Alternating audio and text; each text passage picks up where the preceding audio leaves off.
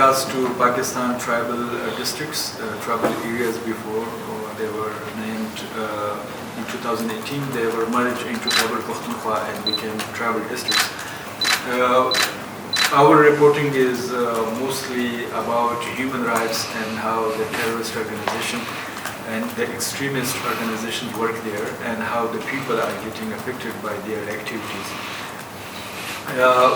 We have covered all these extremist groups in Pakistan and of course the military operations that happened in tribal areas against the TTP, the Tehrik-i-Taliban Pakistan, which is the most, I think, active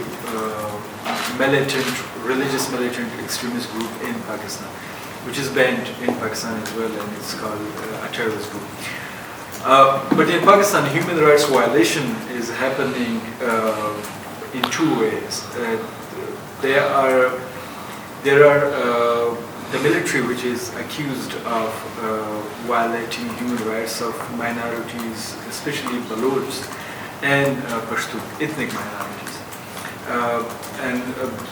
which is becoming more visible these days. You know, there are reports that thousands of people are missing. We will come into details afterwards. But there are other groups, the military groups. They are also doing gross violation of human rights. Groups such as TTP and those fighting in Kashmir, like Jaish-e-Mohammed, Lashkar-e-Taiba, and others, are on daily basis violating human rights. They are torturing people, they are arresting people, they are kidnapping people for ransom.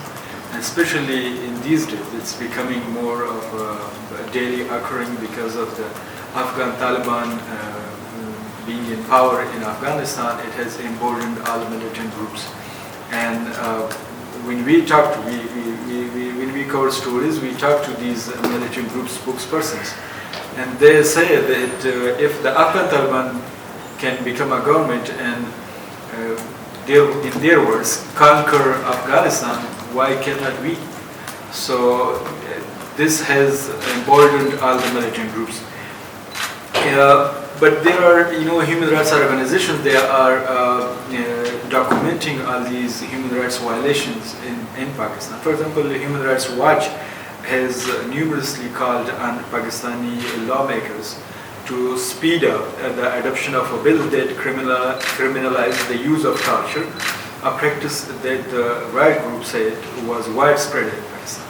And if you see their report in August 2022 and 2021, you will see there are gruesome details of how people are being tortured, especially activists. Pakistan's constitution prohibits the use of torture for extracting evidence and information. And the country is a party of international treaties that prohibits it. For example, Geneva Convention and the UN Human Rights Council rules and regulations.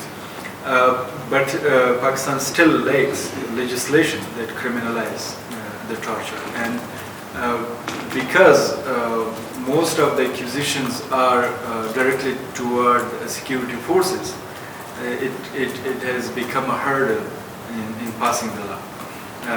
For example, the parliament passed the law, but the Senate has not, because it's pending here. And every time when there is a hearing, they delay it further. Of course, they say it's technical issues, and sometimes the committee has to have more debate on it. But reportedly, it's not because of that. It's because the security forces don't want it to pass. So the Human Rights Watch says that Pakistan Senate should urgently pass a bill that would make torture a criminal offense, and thus it will give legal protection to some of the activists, especially journalists, and activists. For example, Fazal Khan just told his story. So if there is a loss like that, it would, at least he can use it in the court of justice. According to Voice for Missing Baloch Persons, an organization that works for missing people, 45,000 Baloch people have been missing in Pakistan.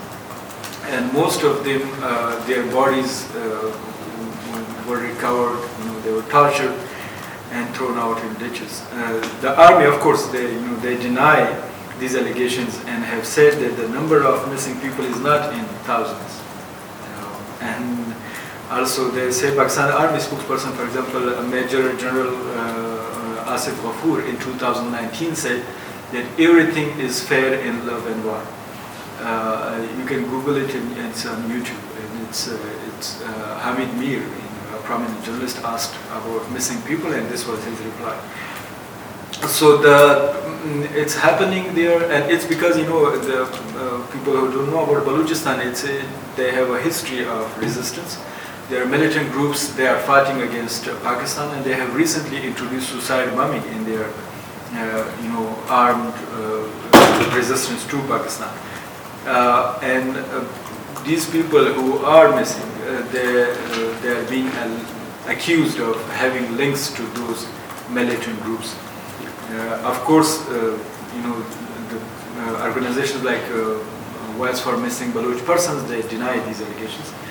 On the other hand, militant groups in some areas, currently it's becoming more prominent that in some areas of the tribal districts in Pakistan, the extremists are applying those kind of rules which are happening in Afghanistan. For example, we have reported last week that in Bajor and Dir and Bano in Khyber Pakhtunkhwa, people and some mullahs, religious people from madrasas, they banned women going to parks.